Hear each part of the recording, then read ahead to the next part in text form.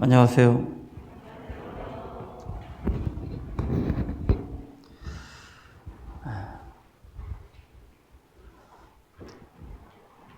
네, 3년 전에 잠깐 방문했던 기억이 나는데요. 3년 전에는 수요 말씀 저녁 시간에 뵀던 것 같고요. 그때 저녁 때라 그렇게 밝은 가운데 보지를 않았는데 오늘은 이제 3년 만에 또 이렇게 낮에 오전 시간에 뵙게 되었습니다. 앞뒤 좌우분께 일주일 만에 뵈신 분들 계시고 또 자주 뵙는 분들 계시겠지만 인사 나눠보도록 하시겠습니다. 인사 사랑합니다. 앞뒤 좌우분께 인사 나눠보시죠.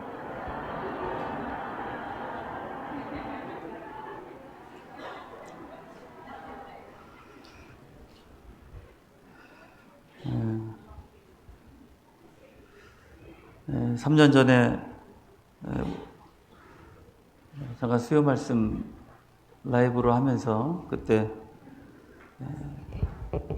전해드렸던 간증 중에 연변 얘기가 있어요. 연변 이야기인데 저보고 연변이라고 이야기를 하시길래 저를 기억하시는 분들이 좀 계시더라고요.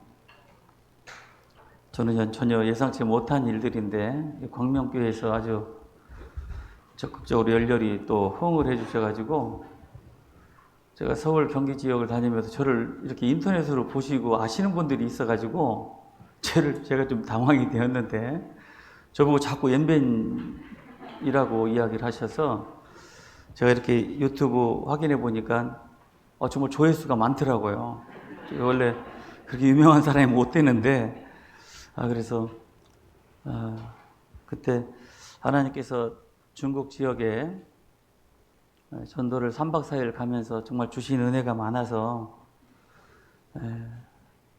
많은 은혜 가운데서 좀 더 생생하게 전해줄 수 있었는데 라는 아쉬움도 있지만 또 시간이 지나고 보면 그 모든 것 역시도 주님의 인도하심이 있었다라는 생각이 들고요. 참 감사하고 광명교회는 제가 개인적으로 그냥 두 번째 3년 전하고 오늘 오게 되었는데요. 그 어느 교회보다도 사실 제가 마음이 참 편합니다. 왜냐하면 그날 그 3년 전에도 수요 말씀 끝나고도 또 식당에서 부서별 교제는 아니고 하여튼 그 짧은 교제도 나누었고 또 굉장히 친절하게 대해주셔서 굉장히 마음이 편하고 또 강상 숙소가 너무 잘 돼 있어가지고 냉장고 열어보고 깜짝 놀랐습니다. 이러고 다 먹어도 되는지. 어쨌건 저는 미국 뉴저지에서 같이 교제 생활하고 있고요. 뉴저지 교회는 자매결연 교회가 없습니다. 미국에 약 22여 군데 교회들 가운데 한국하고 이렇게 컨택이 돼서 교제하고 있는 교회가 서너 군데밖에 되지 않습니다. 그 나머지 교회는 전부 다 이제 자립을 해서 한국에 와도 마땅히 갈 곳이 없는 분들도 있어요. 근데 전 덕분에 우리 정회장 목사님하고 미국에 있을 때 좀 비슷하게 생겼죠? 성격도 저하고 굉장히 맞기 때문에 같이 참 친하게 지내서 정 목사님 어디에 계시든지 저는 이제 항상 미국에서 한국 들어오면 그냥 가야 되는 정말 너무 편하고요. 참 재밌게 주님 안에서 동무로 지냈던 그런 전도인이었고 올 때마다 이렇게 너무 친절하게 격의 없이 이렇게 대해주셔서 목사님도 편하고 또 우리 광명교회 이름도 참 좋은 지역에 살고 계신 거예요. 광명.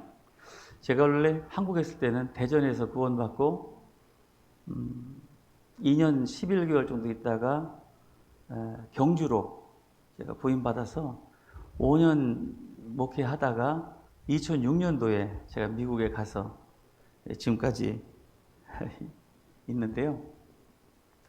경주도 이름값 하느라고 믿음의 경주하고 열심히 살자 그런 교회였는데 광명은 그보다 더 경주의 결과인 것 같아요. 광명. 그래서 항상 전북에 어디 가니까 무한교회가 있더라고요.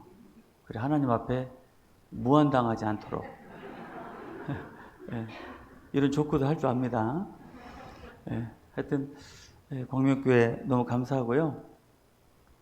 보니까 주보에 오늘 말씀의 주제나 본문이 이렇게 안 써 있더라고요. 그래서 형제자매님도 굉장히 궁금해 하실 것 같아요. 그래서 오늘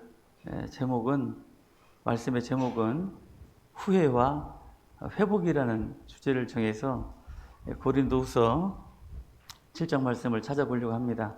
같이 하나님께 기도드리고 말씀 살펴보도록 하겠습니다.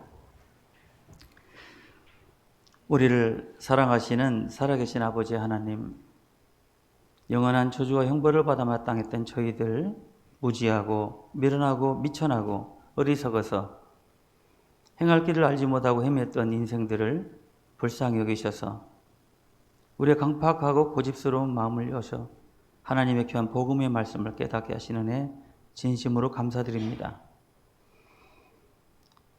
주님 안에서 정상적인 신앙생활을 통해서 시간이 갈수록 깨닫는 것은 내가 어쩌다가 구원을 받고 주님의 몸된 교회 가운데 거하며 영원한 천국을 소망하고 복음을 위해 살아갈 수 있도록 되었는지를 생각하면 할수록 그저 감사할 따름입니다. 하나님 받은 은혜 잊지 않게 하시고 주님 앞에 서는 날까지 주님의 몸된 교회 가운데서 저로나 오로나 치우치지 아니하고 더더군다나 실족하지 않도록 시험받지 않도록 우리의 발걸음을 인도해 주셔서 잘하였다 충성된 종이라고 하는 칭찬과 영광의 면류관을 받을 수 있도록 우리의 발걸음을 인도해 주시고 도와주시옵소서. 오늘 말씀 앞에 나온 심령들 가운데 경제적 어려움으로 인해서 고민하고 병마에 시달려 아픔 가운데 있는 지체들이 있을 것이며 또한 행여나 우리 가운데 시험과 침륜 가운데 있는 지체들이 있다면 하나님 오늘 말씀을 통해서 붙잡아 주시고 위로해 주셔서 결코 우리 가운데 한 사람의 영혼도 실족하거나 떨어지는 일이 없도록 붙잡아 주시고 도와주시기 원합니다. 오늘 하나님의 말씀이 선포되는 전국과 전 세계에 귀하신 하나님의 영광만이 나타나기를 간절히 소망하면서 우리를 사랑하시는 예수님 이름으로 기도드렸습니다. 아멘. 우리 고린도후서 7장 말씀 찾아보시겠습니다. 고린도후서 7장 8절입니다.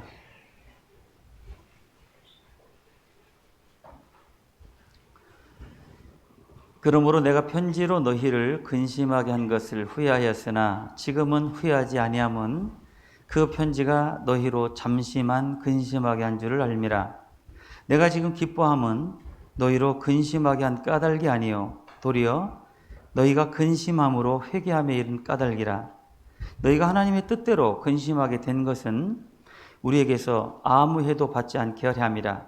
하나님의 뜻대로 하는 근심은 후회할 것이 없는 구원에 이르게 하는 회개를 이루는 것이요 세상 근심은 사망을 이루는 것이니라. 10절까지 읽었습니다.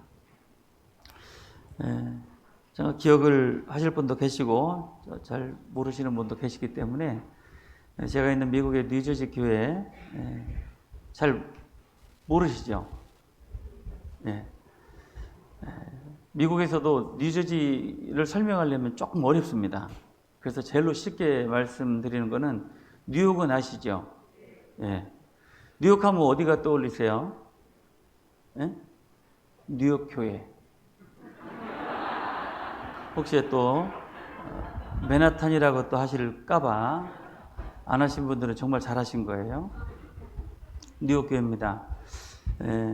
여러분도 이제 매스컴이나 뉴스를 통해 잘 아시는 그 맨하탄이라고 하는 곳은 저희 집에서 차가 안 막히면 한 25분, 26분 거리에 떨어져 있는 강을 하나 사이에 두고 있는 주입니다. 그 유명한 허드슨 강이라고요. 그 허드슨 강을 중심으로 이쪽에 이제 뉴저지고 건너편이 이제 뉴욕 스테이트 주가 되는 건데요. 쉽게 설명하느라고 뉴욕 옆에 이렇게 그냥 설명을 해드립니다. 어딘지 아시겠죠? 예. 미국 전체 50개 주에서 네 번째로 작은 면적의 주지만 인구 밀도로는 탑1입니다. 저는 잘 몰랐는데요. 몇 군데 이제 다니면서 그냥 저희 교회를 설명하느라고 제가 좀 찾아보니까 그런 인구 밀도를 가지고 있는데 그곳에서 지금 참 바쁘게 삽니다. 서울 경기 지역도 굉장히 바쁘시게 사시는 도시 속에 살고 계시지만 정말 제가 있는 뉴저지도 정말 바쁘게 삽니다. 정말 바빠요. 그래서 저희들은 주일날은 11시에 똑같이 모여도 수요 말씀하고 전도 집회 때는 저녁 8시에 시작을 합니다. 왜냐하면 7시 반은 도저히 올 수가 없어요. 그래서 8시가 되어도 사실은 저나 몇 가정 밖에는 교회 나오지 못합니다. 그래서 시간이 점점 지나면서 이렇게 수가 점차 늘어나는 그런 상황에서 바쁘게 살고 힘들게 살고 경제적으로도 굉장히 압박을 받고 살아가는 지체들이 많은데요. 그럼에도 불구하고 전도는 정말 열심히 잘합니다.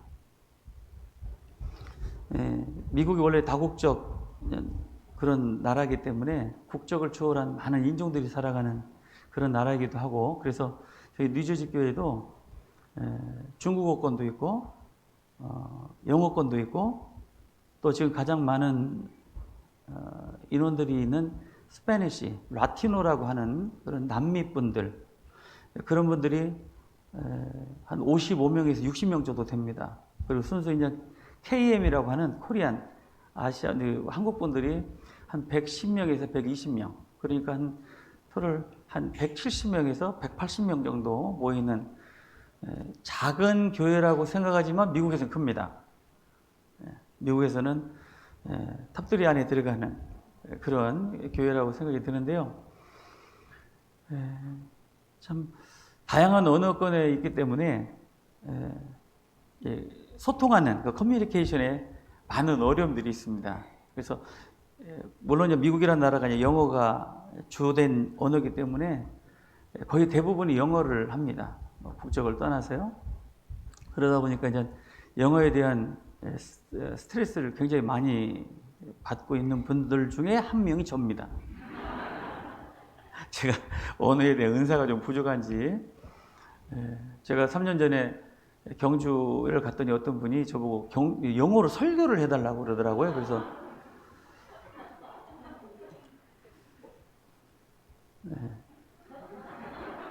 제가 하면 알아듣겠냐고 그랬던 어떤 교제도 있었는데요. 참 다른 나라 언어를 배운다는 것이 참 어렵더라고요. 그래서 감사하게도 이제 여러 통역자들이 있고 봉사들이 많기 때문에 그런 큰 어려움 없이는 지내고 있습니다만은 어쨌건 언어에 굉장한 압박을 받고 또 스트레스를 받고 살아가고 있어요. 그래서 그러다 보니까 이제 영어가 능통하지 않은 분들은 아무래도 이제 한인 커뮤니티라고 해서 한인들이 많이 모여 살고 있는 곳에 집중적으로 이렇게 모여들게 됩니다. 그래서 이제 저희들이 살고 있는 도시도 정말 한인들이 많아요. 그래서 집에서 자장면 같은 거 실제 오더를 해서 먹습니다. 배달의 민족이기 때문에 배달 진짜 잘 돼 있거든요. 그래서 집에서 자장면을 시켜 먹는다고 하면 잘 안 믿으시더라고요. 근데 제가 살고 있는 뉴저지의 펠팍이라고 하는, 원래는 펠리세디스 팍인데 좀 길어서 줄여서 그냥 펠팍이라고 불러요. 그리고 뉴저지에서 뉴욕으로 넘어가는 다리가 조지 워싱턴 브릿지라는 게 있습니다. 굉장히 유명한 다리예요. 근데 그것도 굉장히 길죠. 따라서 해보시겠어요? 조지 워싱턴 브릿지? 네, 하시는 분도 계신데 어렵습니다. 그래서 그냥 쉽게 조다리 그래요. 실제입니다. 실제인데 재미난 것은 미국인들도 조다리 그러더라고요. 그래서 이제 이렇게 줄여다 보니까 이제 펠팍이라고 하는 곳인데, 그 펠팍이라는 곳에 한인들이 얼마나 많으냐면 은행, 관공서, 무슨 뭐 우체국, 뭐 병원, 뭐 식당은 말할 것도 없고요. 거의 다가 한국 사람 다 있습니다. 그래서 영어를 그렇게 안 해도 살 수 있는 그런 장소에 살다 보니까 영어에 대한 그런 좀 부담감은 좀 덜해서 아직도 퍼펙트하게 하지 못하고 있는 그런 상황이 있는데요.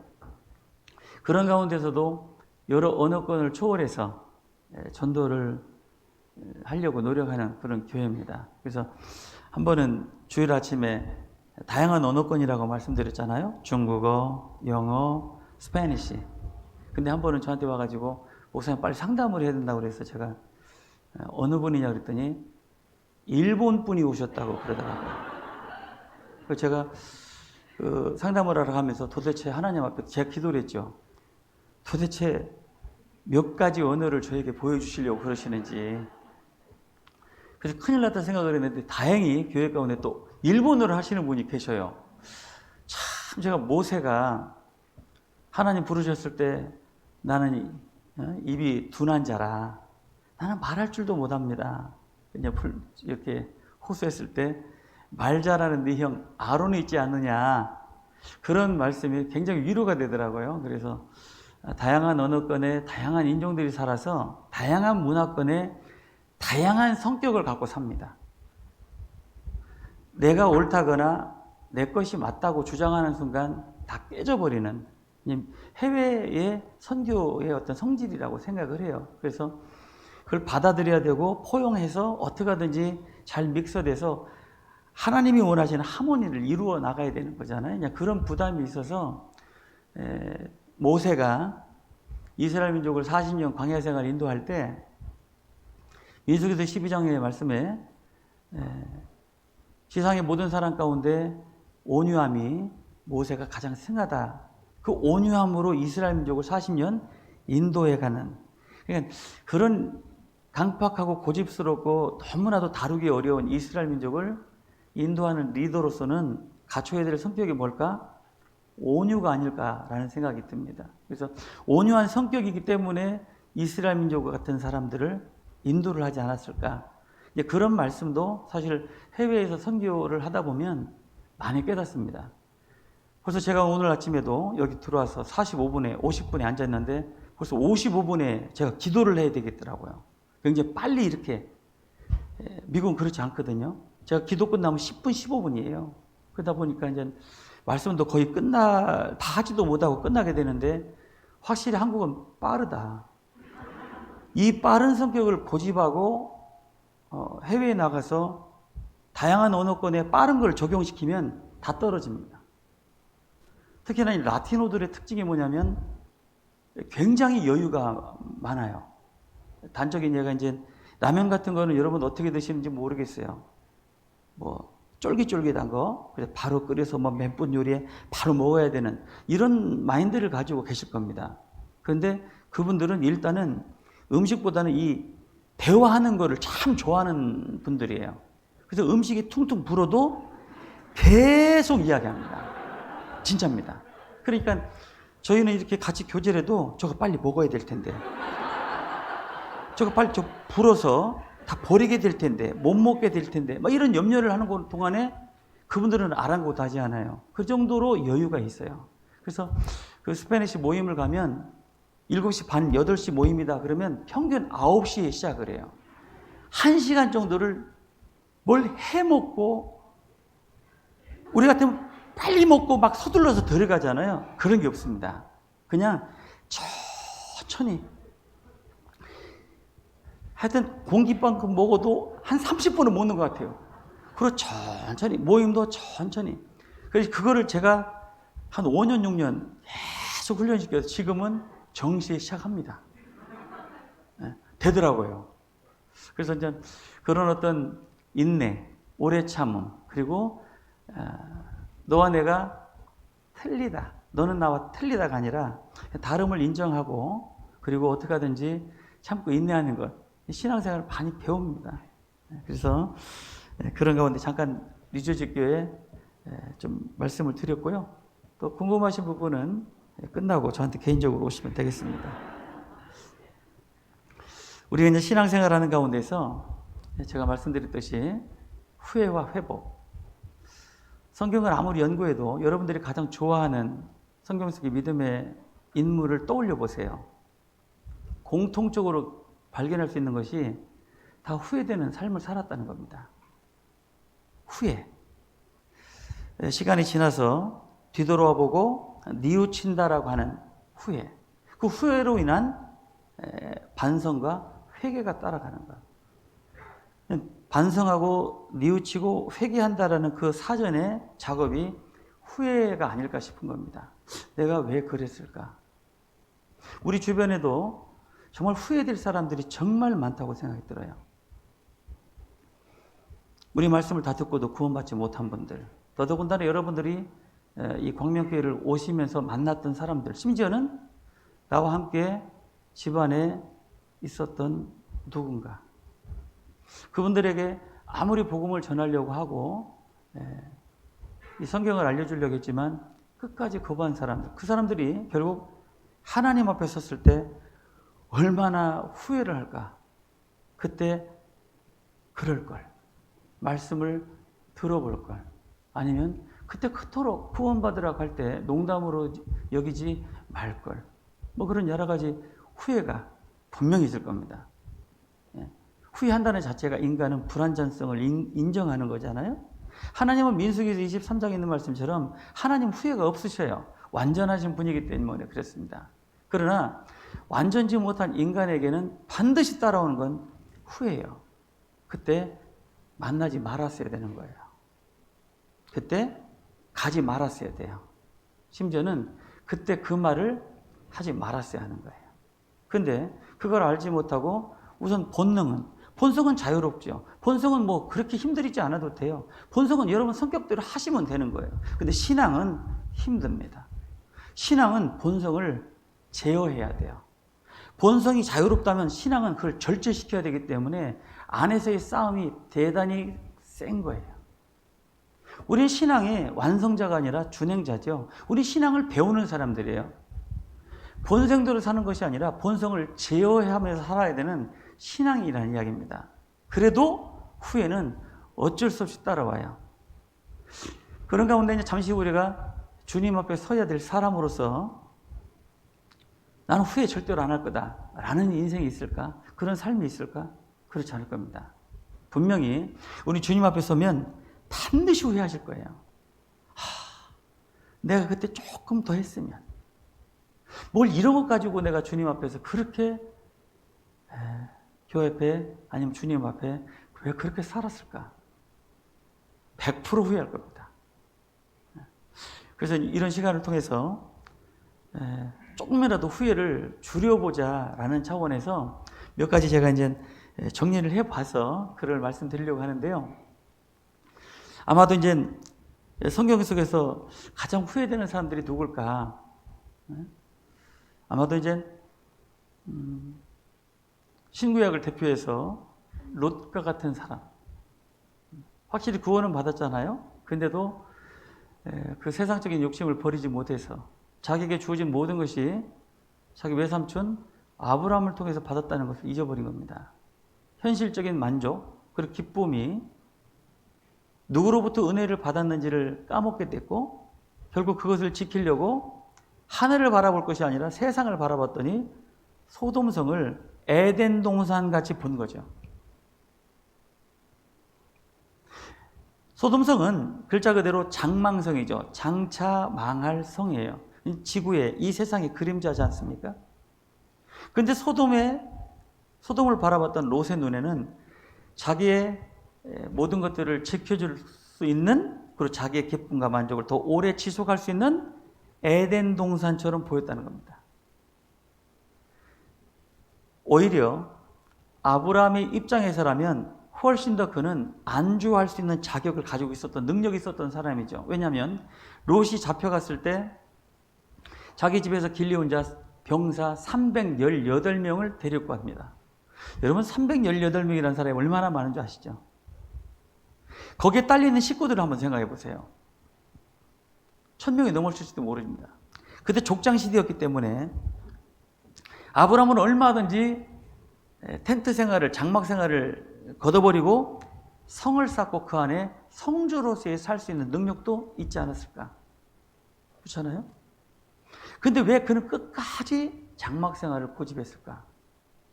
왜냐하면 이 세상은 나그네와 행인인 삶이라는 걸 알았기 때문이에요.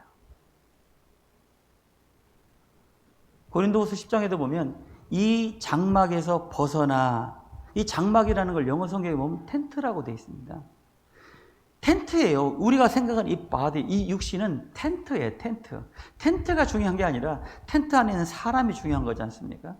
아브람은 그 텐트라는 걸 알았기 때문에 끝까지 장막 생활을 고집하면서 결국은 누구든지 쉽게 들어오고 나갈 수 있고 만날 수 있는 그 장막 생활을 고집하다가 소돔성을 멸망시키러 들어가는 새 천사를 맞이하는 중에 한 분이 예수님을 맞이하게 되는 거죠. 만약에 성이었다면 여러 가지 절차가 복잡했을 겁니다. 그런 어떤 삶을 롯은 지겨웠던 거예요.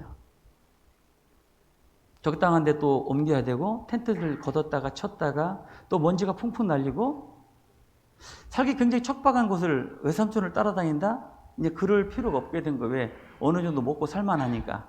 그러니까 이제 이걸 지키겠다고 소돔성에 들어갔던 거란 말이에요. 그런데 하나님이 마침내 이제 그 소돔성이라는 소돔이라는 뜻인데 동성 연애자의 천국이었죠.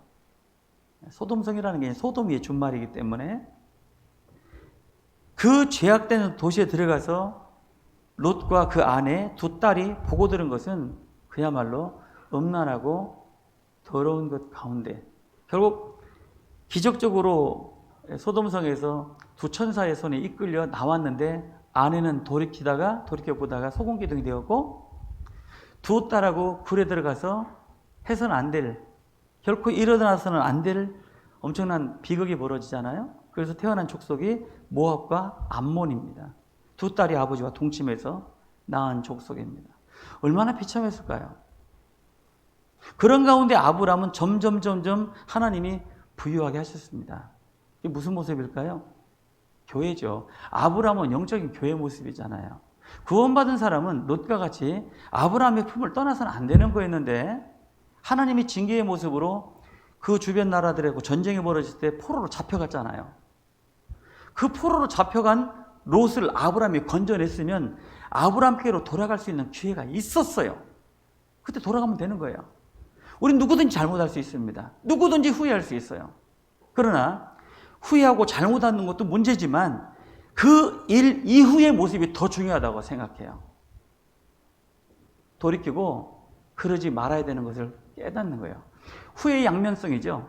분명히 후회는 우리 잘못된 것을 깨닫게 하고 뉘우치고 그러지 말아야 되겠다는 그런 후회의 양면성. 또 다른 면은 뭐냐면 반복되는 그런 실수를 줄여나가고 안 하는 것이잖아요. 후회 유익이라고 할 수도 있는 겁니다. 근데 롯은 끝까지 소돔성에 머물기를 원했던 거예요. 그래서 그 저주받은 두 족속이 탄생하게 되는 거예요. 우리에게 주는 교훈이 뭘까요? 롯, 너는 롯과 같이 되지 말라는 겁니다. 교훈이잖아요.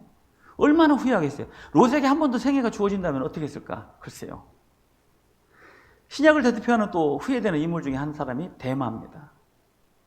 데마는 바울하고 함께 감옥에도 들어갔던 사람이에요. 복음을 살아갔습니다. 근데 어느 날인가 바울 사도를 통해서 데살로니가를 들어갔다가 세상에 싹 들어온 거죠. 데살로니가를 사랑하는 거로 나를 버리고 데살로니가로 들어가 버릴 겁니다. 얼마나 후회를 할까? 들어가 봐야 눈에 보는 것 외에 무엇을 이루기를 내 것이 있을까? 솔로몬의 간증도 있는데 이 세상에 정말 우리 마음 둘 곳이 있을까? 무엇이 내 것이 있을 수 있을까? 내 생명도 내 것이 아닌데. 근데 우리는 그런 착각 속에서 자꾸 세상이 주는 달콤한 그런 유혹들에 여지없이 흔들리는 내 자신을 발견하게 되지 않을까. 물론 또 후회할 겁니다. 그러나 그 후회를 언제까지 할 거냐는 거죠. 우리 결단해야 될 겁니다. 더 이상 후회하지 않아야 되겠다. 왜? 여러분 지금 다 마스크하고 계시잖아요. 코로나 바이러스 보셨습니까? 제가 살고 있는 미국은요, 이건 뭐 정말 황당한 일이 많이 벌어집니다. 그런 가운데서 이제 다시 마스크를 써라 라고 돌아가기는 어려울 정도로 이미 미국 사람들은 컨트롤하기가 어려운 상황이 되었습니다. 그래서 거의다가 미국은 마스크를 하지 않습니다. 근데 제가 이제 한국에 와보니까 저는 아직도 코로나 시대로 돼서 그 더운데도 어린아이까지 마스크를 다 하고 다니더라고요. 그래서 참 대단한 민족이다. 물론 이제 조심은 해야 되겠죠. 그렇다고 벗지는 마십시오. 그래서 왜 이런 세상이 이렇게 돌아왔을까? 또 더더군다나 암울한 소식 들리죠. 올 9월달, 10월달 하반기에는 코로나보다 더 센 바이러스가 올 것이다. 그런 이제 마스크 한 장이었는데 이제 몇 장을 끼워야 되냐? 방독면 쓰고 다니, 방독면. 그럴까? 저는 미국에서 정말 여러 일들을 경험하면서 그래, 세상의 법이 아무리 세고 바이러스가 아무리 지독해도 결코 하나님께서 지켜주겠다. 그런 믿음은 코로나 시대 때 더욱더 확실해진 것 같은데, 코로나 시대에 잠깐 우리가 깨달아진 말씀 한 군데 찾아보실까요? 여기 줄로 표시해 두시고요. 시편 91편입니다. 코로나 시대에 확실하게 증명이 된 말씀인데요. 시편 91편 1절입니다.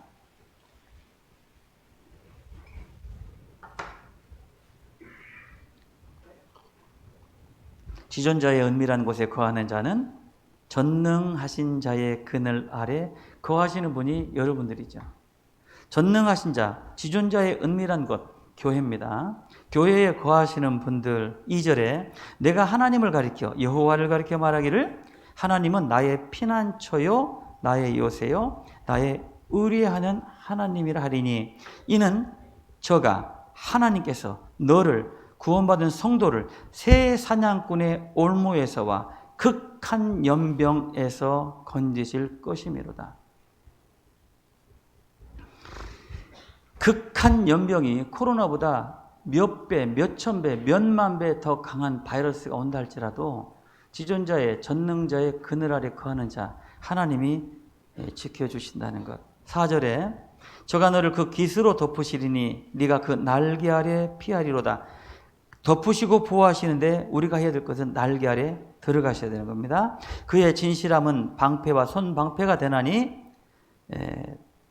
너는 밤의 놀램과 낮에 흐르는 살과 흑암 중에 행하는 연병과 백주의 황폐케 하는 파멸을 두려워 아니할 거다.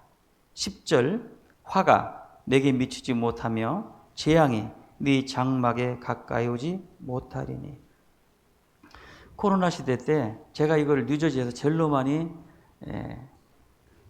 교훈했던 그런 내용입니다. 그래서 우리가 세상법은 따라야 되지만, 그리고 세상의 권력, 세상의 어떤 팔러시, 방침에 대해서는 따라야 되지만 그 세상법 위에 하나님이 계시다라는 것은 절대로 잊지 마셔야 될 것 같습니다. 더더군다나 하나님의 말씀은 살았고 운동력이 있다. 결국 우리가 말씀을 의지한다는 건 하나님을 의지한다는 것이고, 하나님은 살아계시다면 이 말씀은 살아계신 거예요. 우리 생활 가운데 늘 체험하고 살아가요. 하나님이 나와 동행하신다. 주님이 나를 지켜주신다. 그러는 분이 이런 극한 연병, 이런 전염병에서 지켜주지 못하실까? 지켜주십니다. 그래서 앞으로 더 어려운 가운데 있다 할지라도 너무 세상의 흐름에 예민한 반응은 오히려 신앙과 믿음에 장애가 되지 않을까 싶은 마음도 있어요. 너무 센서리브한 거예요. 너무 예민한 거예요. 세상의 흐름에. 또 뭐 패션, 뭐 이런 어떤 흐름, 이런 거에 그리스도인이 너무 이렇게 예민하게 반응을 하는 것도 글쎄요, 좀 한번 생각해 봐야 될 부분이 아닐까. 그냥 그런 부분도 주님 앞에서 이럴 필요가 없었는데라고 하지 않을까 싶은 겁니다. 그래서 롯이나 대마뿐만 아니라 다윗도 마찬가지죠. 다윗도, 솔로몬도 마찬가지고요. 베드로도 마찬가지고, 여러분이 알고 있는 모든 분들 거기다가 후회되는 삶 속에서 다시는 그런 후회를 반복하지 않으려고 노력했던 그런 삶의 간증이 바로 성경에 나와 있는 말씀들이 아닐까 싶은 거고요. 오늘 본문의 말씀 고린도후서 7장, 이 말씀은 바울 사도가 고린도 전서를 보낸 이후에, 왜냐하면 고린도 성도들은 굉장히 지혜도 많았고 탤런트도 많았죠. 말도 잘했습니다. 그러나 너무나도 초보적인 신앙을 가졌던 고린도 성도들이었기 때문에 1장부터 아주 파당이 생겨버렸잖아요. 나는 아볼로파, 나는 베드로파, 나는 바울파, 나는 여기저기도 속하지 않고 나는 오로지 예수파다. 그래서 막 파가 나눴어요. 바울이 그걸 듣고 너무너무 속상해서 야, 그리스도가 어찌 나뉘었느냐. 심지어는 고린도전서 5장에 가면은 근친상간도 일어나잖아요. 아버지 양엄마하고 자식의 동침하는 황당한 일이 벌어지고, 심지어는 막 우상 숭배한 이후에 우상의 제물도 먹고 막 또 방언을 해가지고 교회 가운데 방언하는 팀, 그렇지 못한 팀하고 막 서로 막 이런 너무나도 문제가 많았던 고린도 성도들에게 바울 사도가 책망을 한 내용이 고린도 전서입니다. 근데 보내놓고 나서 바울 사도가 후회를 한 거예요. 왜? 하이 믿음 없는 고린도 성도들이 이 감당 못할 말을 듣고 실족이나 되지 않을까? 너무너무 마음이 무거웠던 겁니다. 그렇죠. 우리 주변에도 있죠. 권면을 해줬더니 그 권면 때문에 흔들린 사람들이 있어요. 여러분은 어떻습니까? 요즘은 책망이나 권면이나 면책을 받으시면 여러분 반응이 어떠십니까? 누구에게 지적받으시면 기분 좋아요, 나빠요? 우리 본성은 지는 잘하나? 뭐 이런 얘기잖아요. 뭐 특히나 이분들이 그러면 안 됩니다. 뭐 전도인이 뭐 이렇게 삽시다 그러면 자기도 못하면서. 저도 이제 전도인이 되고 난 이후에 설교에 겁날 때가 많습니다. 왜냐면 설교하고 나서 책망을 받을 때가 있어요. 면전에서. 정말 견디기 어렵습니다. 그래도 잠언 성경을 딱 찾으면서요. 면책은 숨은 사람보다 나은 거구나. 저 사람이 책망을 듣는 자는 겸손한 자의 사랑을 구하는 자요. 거만한 자를 책망하지 마라. 그가 너를 미워할까 두려움이라. 나를 사랑하기 때문에 책망을 하는 거구나. 그런 생각으로 마음을 바꾸려고 해도 쉽지 않습니다. 그렇잖아요? 그래서 그러다 보니까 누군가에게 강권하기도, 더더군다나 권면하기도, 심지어는 면책한다는 건 더 어려운 일이 되어져 버려서 그런 어떤 책망과 면책을 받지 않다 보니까 내가 신앙생활을 잘하고 있다라는 착각을 할 수도 있다. 사실 조금만 돌이켜보면 우리는 매 순간 책망을 받아야 될 그런 불완전한 신앙을 가지고 있는 게 틀림없습니다. 그런데도 불구하고 왜 나는 그런 따끔한 말을 들으면 왜 나는 그 마음에서 반응에 이렇게 예민할까? 그런 부분에 대한 어려움이 있는 건데 바울 사도가 고린도 성도들을 향해서 그런 마음이 있었던 거예요. 얘네들 제대로 좀 면책을 받을 수 있을까 했는데 여기 디도가 옴으로써 바울 사도의 그 고린도 전서를 고린도 성도들이 정말 달게 받았어요. 그 소식을 듣고 바울이 너무너무 기뻐서 이 말을 하신 거예요. 본문 고린도 후서 7장 8절입니다. 8절에 그러므로 내가 편지로 너희를 근심하게 한 것을 후회했었어요. 이게 고린도 전서잖아요. 근데 지금은 후회하지 않는다. 그러면서 그 편지가 너희로 잠시만 근심하게 한 줄을 알미라. 내가 지금 기뻐하는 것은 너희로 근심하게 한 까닭이 면책을 해서 너희로 근심하게 한 까닭이 아니라 너희가 근심함으로 회개함에 이른 까닭이요. 너희가 하나님의 뜻대로 근심하게 된 것은 우리에게서 아무 해도 받지 않게 하려 함이라. 하나님의 뜻대로라는 근심이 온전한 생활 구원에 이르는 회개를 이루는 것이요. 그러면서 13절에 보시면 이로 인하여 우리가 위로를 받았고 우리의 받은 위로 위에 디도의 기쁨으로 우리가 더욱 많이 기뻐함은 그의 마음이 너희 무리를 인하여 안심함을 얻었음이니라. 그래서 디도가 와서 바울 사도의 책망을 고린도 성도들이 잘 받아들였다. 그것 때문에 기뻐했던 겁니다. 그래서 바울 사도가 하는 이런 후회는 우리하고 좀 다른 차원의 후회죠. 그러나 이런 후회를 통해서 우리가 한번 생각해 볼 수 있는 것은 신앙생활 가운데 혹시 나의 모난 성격, 타고난 어떤 성격, 성질이라고 그럽니다. 성질. 혈액형이 바뀌지 않듯이 우리의 성질은 바뀌지 않아요. 성질은. 그러나 말씀을 통해서 우리가 배워야 되고 바뀌어야 되는 것은 성품이죠. 성질은 안 바뀌어도 성품은 바뀌어야 되는 거예요. 근데 성격과 관련된 후회가 누가 있을까? 물론 이제 앞서서 말씀드린 그런 인물도 있겠지만 모세입니다. 모세가 40년 왕궁 생활, 광야 생활 40년, 선지자로서의 40년, 120세에 하나님이 그를 데려가시는데 그의 평생의 소원이 무엇이었을까? 가나안 땅이었을 겁니다. 그렇지 않았겠어요? 왕궁에 40년 생활, 왕자로서 윤택한 생활을 보내다가 광야로 내몰려서 40년 동안 양을 돌보면서 그의 성품이 완전 바뀌었죠. 그러나 우리가 한 가지 간과하면 안 되는 것이 모세는 살인자입니다. 사람을 쳐 죽여서 땅에 묻은 사람이에요. 여러분, 모세 성격은 굉장히 무서운 성격을 가진 겁니다. 어떻게 사람을 때려 죽입니까? 때려서 죽였어요.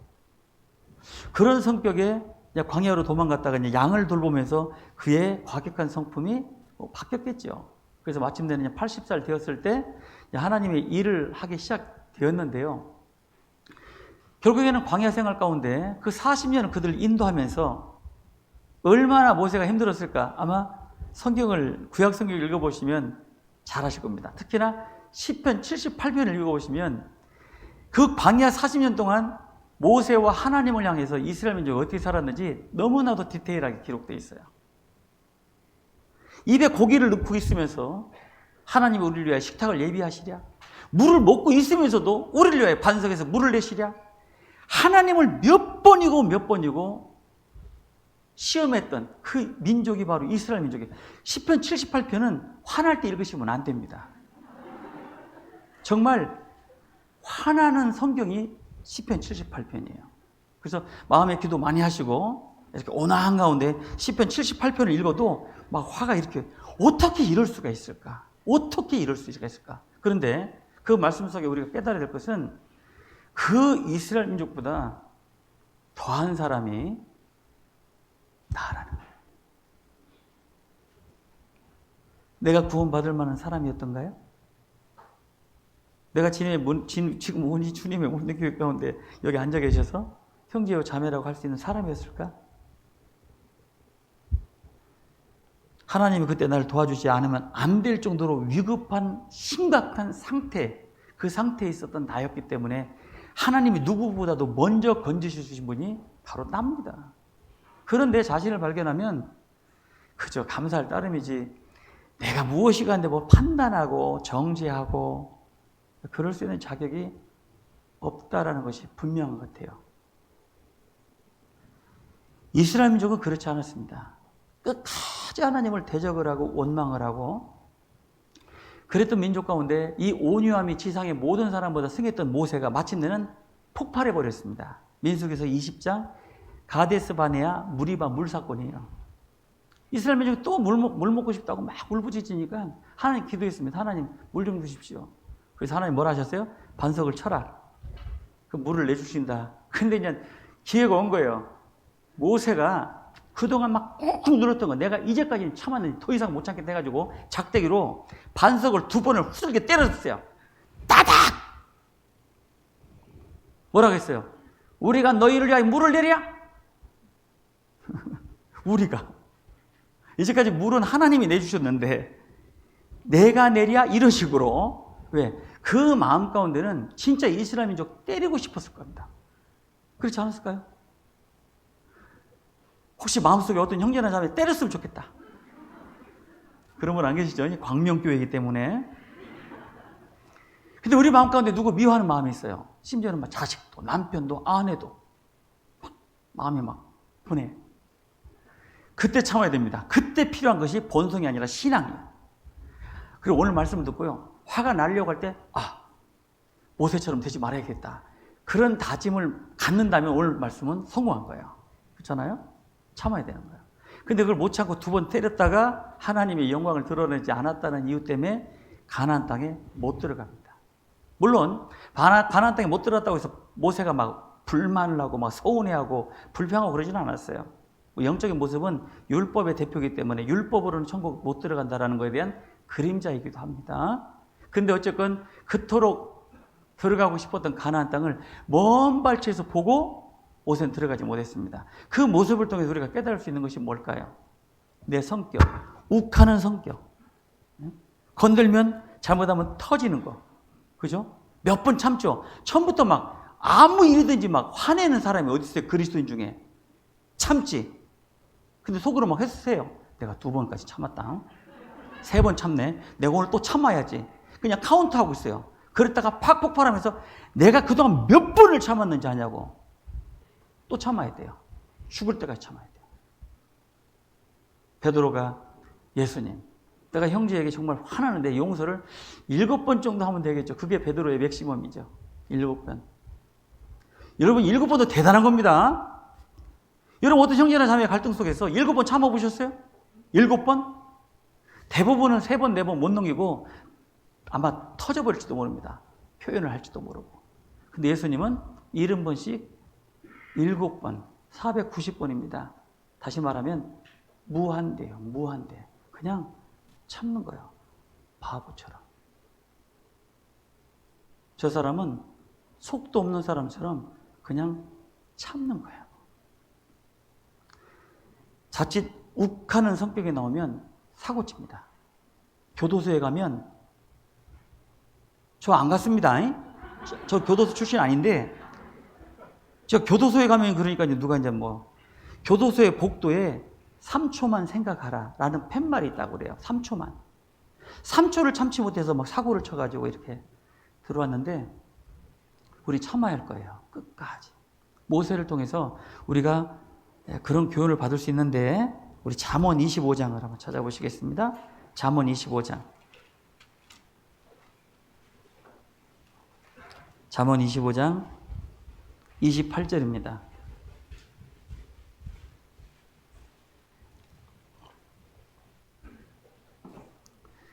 자기의 마음을 제어하지 아니하는 자는 성읍이 무너지고 성벽이 없는 것 같으니라. 제어하지 않으면 성읍, 자기 마음의 성읍이 무너져 버립니다.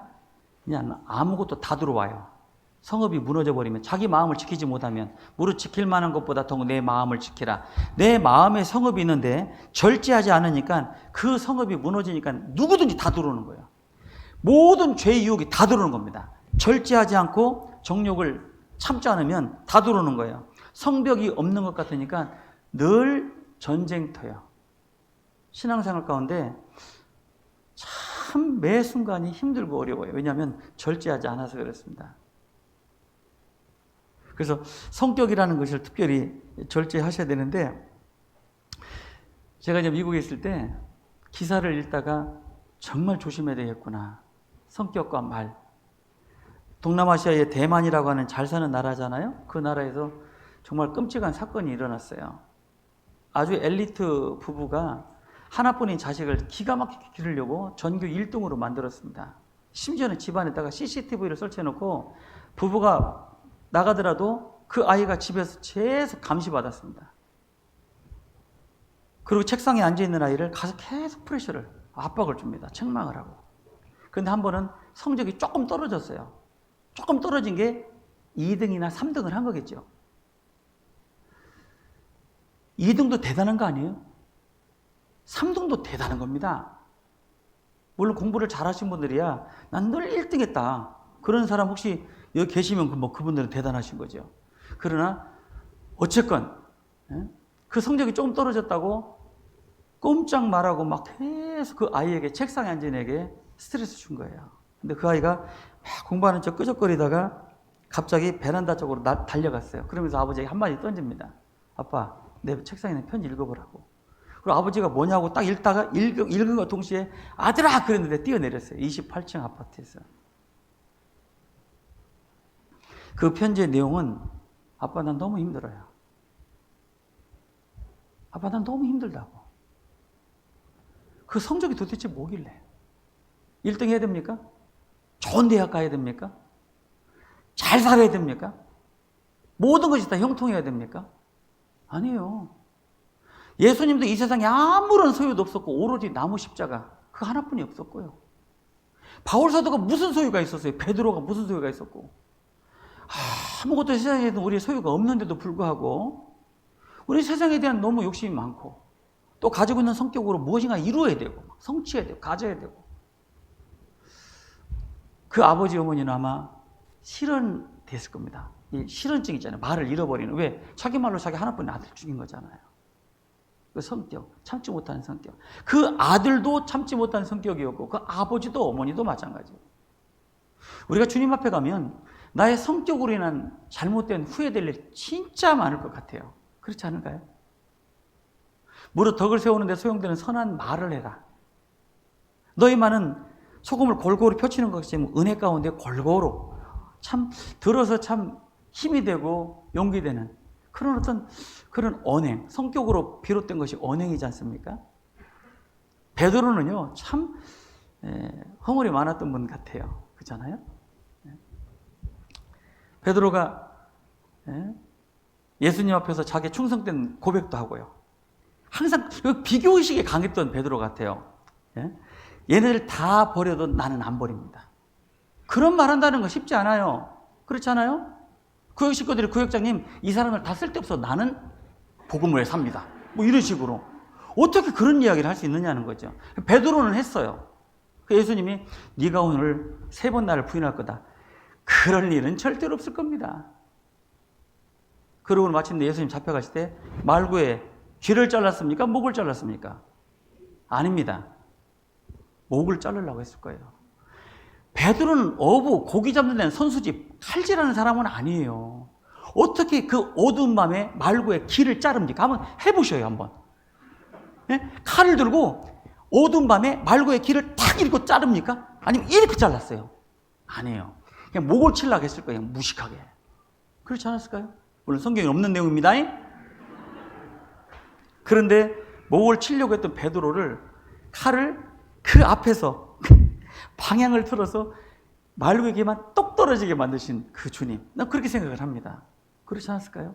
그런데 그 길을 붙여주면서 예수님이 뭐라 하셨죠? 칼을 집에 꽂으라. 칼을 쓰는 자는 칼로 망한다. 내가 지금이라도 명령하면 12영이나 더 되는 천사들을 내가 부를 줄 못할 줄 아느냐? 그러면 처음부터 칼을 갖고 다니지 말게 하시지. 네? 그렇잖아요. 베드로하고 또 한 제자가 갖고 다녔는데 누군지는 모르지만 제자 중에 2사람이 칼을 차고 다녔는데 분명히 예수님 조금 한가한 시간에 베드로는 칼 연습했을 거야 아마. 얼마든지 상상할 수 있어요. 고기 잡는 데는 선수지만 칼질은 못하는 겁니다. 그런데 드디어 이 칼을 쓸 때가 온 거예요. 자기가 그렇게 살아가는 예수님이 잡혀가는 걸 보고 그래 밤이 그냥 가르려고 했던 겁니다. 그때 주님이 말씀하신 것이 칼을 쓰는 자는 칼로 망할 것이다. 뭐냐면 신앙은 할 수 있지만 안 하는 거예요.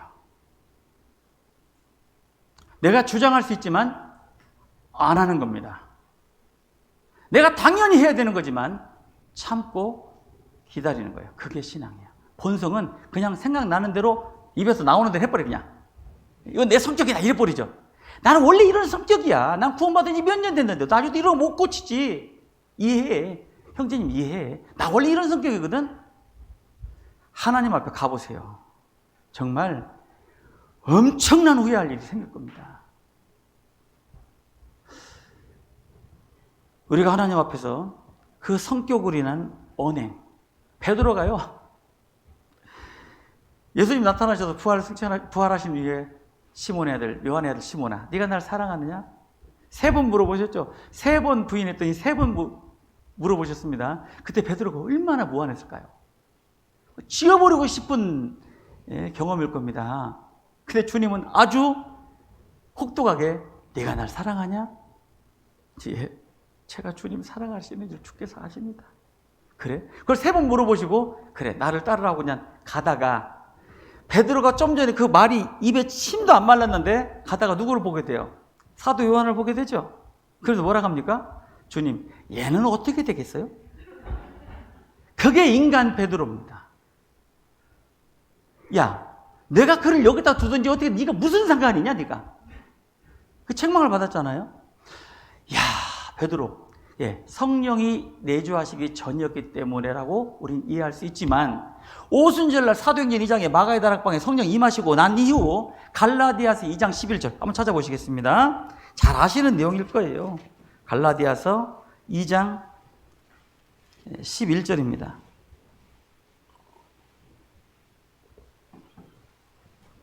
갈라디아서 2장 11절.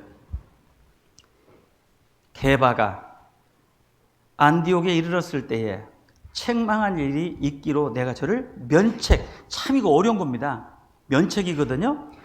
12절. 야고보에게서 온 어떤 이들이 이르기 전에 게바가 이방인과 함께 먹다가 저희가 오매 그가 할례자들을 두려워하여 떠나 물러가매 남은 유대인들도 저와 같이 외식함으로 바나바도 저희의 외식에 유혹되었느니라. 자, 세상에 그 초대교회의 수제자 베드로가 이런 사람입니다. 외식을 하면 외식을 유대인들을 두려워해서.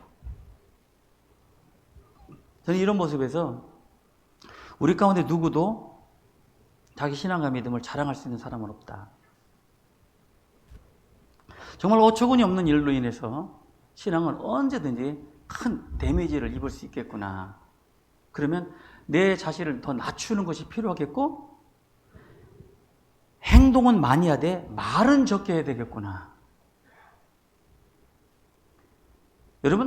여러분에게는 장점은 굉장히 좋은 것입니다. 노래 잘하고 음식 잘하고 열심히 봉사 잘하고 또 물질에 대한 자유로움이 있어서 물질로도 막 봉사 많이 하시고 정말 좋은 직장 다니고 좋은 차 타시는 것 여러분 장점이에요. 좋은 장점입니다. 그런데 그 장점이 여러분의 큰 걸림이 될 수가 있어요. 왜냐? 저는 찬양대 출신으로 신앙생활 대전교회에서 오래 했습니다. 그래서 제가 별명이 루치아노 파바로티입니다. 거짓말 아니에요. 대전에서 제가 이번에 대전교회에서 설교하고 이제 형제님들하고 교제하고 집사님들하고 교제했는데요. 다 인정을 했어요. 실제로. 근데 물론 이제 제가 이제 믿음이 연약했었는데 세상으로 갈까봐 저를 띄워주니라고 이렇게 하신 걸로 믿고 열심히 찬양대 봉사를 하다 보니까요. 주일 아침에 딱 찬송 들으면 어떤 놈이 빠졌다, 틀렸다 이것이 딱 드러나요. 피곤해요. 들리니까. 제가 이제 뉴저지에서도 이렇게 뒤에 앉아있으면 한 달에 2번 정도 이제 연합 찬양대를 찬양을 드려요. 스페니시, 영어권, 한국어권 다 섞여서 막 영어로 찬송 부르거든요. 뒤에서 들으면 다 틀려요. 다 틀려. 아예 내가 노래를 몰랐으면 이런 판단은 안 되지. 음식 잘하는 분 계시죠? 냄새만 맡고 칼질하는 소리만 들어도 그 실력을 알아요. 그죠? 어떤 사람은 열심히 땀 흘리고 막 뭘 볶아요. 저러고 아닌데. 근데도 그분은 몰라. 거기다가 이제 자매님 그거 그렇게 하는 게 아니거든. 나름대로 열심히 하고 있는데 어떤 분은 와서 그렇게 하라고 그랬는데 내 음식을 잘하는 사람이 와서 그렇게 하면 안 되거든. 그냥 그런 말로 언행으로 제가 그런 일이 있었어요. 제가 음식을 조금 합니다. 제가 음식을 잘하는 건 아니고요. 제가 이제 학교 다닐 때도 이제 음식을 자취 생활을 많이 했기 때문에 음식을 조금 합니다. 그래서 제가 이제 임원 수련회가 있어가지고 미국에서 켄터키 수영관 잘 아시죠? 켄터키 수영관 정말 한번 오셔야 되는데 거기서 임원 수련회를 이제 집사님들하고 하는데 저보고 그냥 부탁을 해가지고 어떤 집사님하고 두 분이 제가 음식을 준비하게 되었었어요. 근데 제가 계란 지단 있잖아요. 계란 지단. 계란 이렇게 지단하는 거. 그거하고 김치찌개를 맡았어요. 근데 제가 그 지단을 잘하거든요. 이렇게 잘 말아요. 아주 잘 맙니다, 제가. 근데 계란을 쫙 풀고 이렇게 후라이팬에 딱 둘렀는데, 이분이 저보고, 저 같이 하는 그 집사님인데, 목사님, 그렇게 하면 안 된대. 그러더니, 이걸 한꺼번에 뒤집어야 된다는 거죠. 계란말이는 그렇게 뒤집는 게 아닌데요. 그랬더니, 자기가 보인다고 막 하면서 막 하는데, 다 찢어졌어요. 당연히 못하지요. 그래서, 집사님, 제가 한번 해볼게요. 하고, 이렇게 쫙쫙 말하니까 이분이, 내가 잘못했다가 아니라, 목사님 잘하시네 그러더라고요. 그랬어요. 어쨌든 계란말이를 제가 그냥 많이 만들어 놓고, 찌개를 저보고 간을 보라길래, 제가 간을 봤더니, 싱거워요. 확 싱거워요. 그래서 좀 싱겁습니다. 자기는 또 입에 간이 맞대는 거예요. 그래서 이거 어떡하지 하다가 그분이 자리를 비운 틈에 제가 재료를 더 주고 간을 맞춰버렸어요. 근데 드시는 분들이 너무 맛있다는 거예요. 근데 그냥 그 집사님이 영광 다 받는 거예요. 제가 그때 깨달은 게 있었어요. 형제님들은 교회 봉사나 헌금에 대해서 우리 어려움이 있겠지만 단련받고, 자매님들은 주방이 단련 장소구나. 저 그때 진짜 힘들었어요. 이렇게 짧게 얘기했지만 너무 힘들었어요. 하여튼 죄송합니다. 내 잘하는 것은, 장점은 좋은 겁니다. 하나님께로부터 받은 탤런트는 참 감사하고 좋은 건데, 그것을 가지고 다른 사람에게 잣대를 딱 재는 순간 그 장점이 엄청난 자기 신앙에 데미지를 입힌다는 걸 아셔야 됩니다. 여러분 생각해 보세요. 제가 이거에 대한 예를 들면 참 너무 많아요. 이거 다 얘기하면 오늘 말씀 진도가 안 되기 때문에, 하여튼 정말 성격으로 인한 후회, 그 성격으로 인한 언행, 이런 부분에 대한 후회는 진짜 많을 건데, 우리가 이걸 어떻게 줄일 거냐. 우리 잠언 성경 한 군데 더 봅시다. 잠언 23장. 전도서를 찾아보시겠습니다. 죄송합니다. 전도서 5장. 잠언 다음에 전도서 5장 2절입니다. 전도서 5장 2절. 너는 하나님 앞에서 함부로 입을 열지 말며 급한 마음으로 말을 내지 말라. 하나님은 하늘에 계시고 너는 땅에 있음이니라. 그런즉 마땅히 말을 적게 할 것이라. 하나님, 내 말, 열왕기상 8장 39절에도 하나님은 우리의 생각과 마음을 감찰하신다고 되어 있습니다. 마음에서라도 부자나 왕에게 저주하지 말라. 왜? 하나님은 다 보시기 때문입니다. 혹시라도 우리가 그런 마음이 든다 할지라도 이거를 마음에서 절제를 하고 컨트롤하지 않으면 내뱉었다가 행동했다가 후회될 일이 진짜 많을 겁니다.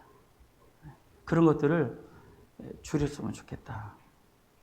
그리고 또 하나 생각할 것이, 여러분 재물이라는 거에 대해서 어떻게 생각하실지 모르겠습니다. 마태복음 6장 24절에 보면, 여러분 재물을 하나님 위치에 올려놓은 거 아시죠? 너희가 하나님과 재물을 겸하여 섬길 수 없다. 여러분 재물을 하나님 위치에 올려놓으신 거예요. 그만큼 구원받지 못한 사람, 구원받은 그리스도인들도 재물을 하나님처럼 여기고, 이거 없으면 큰일 날 것처럼, 하나님 없으면 큰일 나지 않습니까? 하나님의 도움이 없으면 절대 큰일 나는 것처럼 재물이 없으면 큰일 날 것을 생각하고, 그리스도인들이 재물에 대해서 마음을 두고 재물 때문에 후회할 일이 진짜 많을 거다. 여러분 재물은 내 것이 아니라는 거 잘 아실 겁니다. 누구도 아무리 가난해도 태어날 때보다 가난한 사람 없어요. 왜? 우린 벌거벗고 태어났기 때문에 지금 옷 한 벌이라도 입고 있고, 집에 가면 크라짓을 농문을 열으면 거기에 사시사철 다 입을 옷이 있고, 신발장을 열면 수십 켤레 신발도 있고, 냉장고 열면 먹을 것도 많고, 그런데도 불구하고 여전히 재물에 대해서 자유롭지 못한 그런 그리스도인들이 있겠다. 어떤 분은 봉사도 열심히 하고 정말 남 섬기는 걸 잘하는데 재물에 굉장히 약한 분들이 계세요. 그 재물이 날개가 있다는 걸 못 보시는 거예요. 재물에 날개 있는 거 아시죠? 맞아요? 여러분 돈 확인해 보세요. 날개 있다니까요. 잠언 23장 5절입니다. 잠언 23장 5절.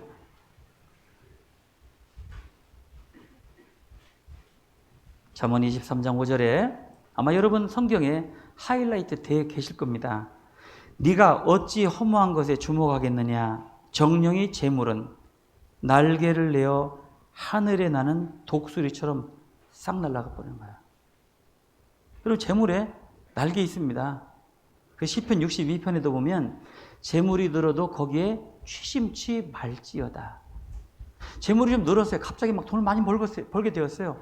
거기에 마음 두지 마라. 왜? 날개가 달렸기 때문에 삽시간에 날라버린다. 저는 미국에 있는 부자들도 많이 만났습니다. 정말 잘 사는 사람 많아요.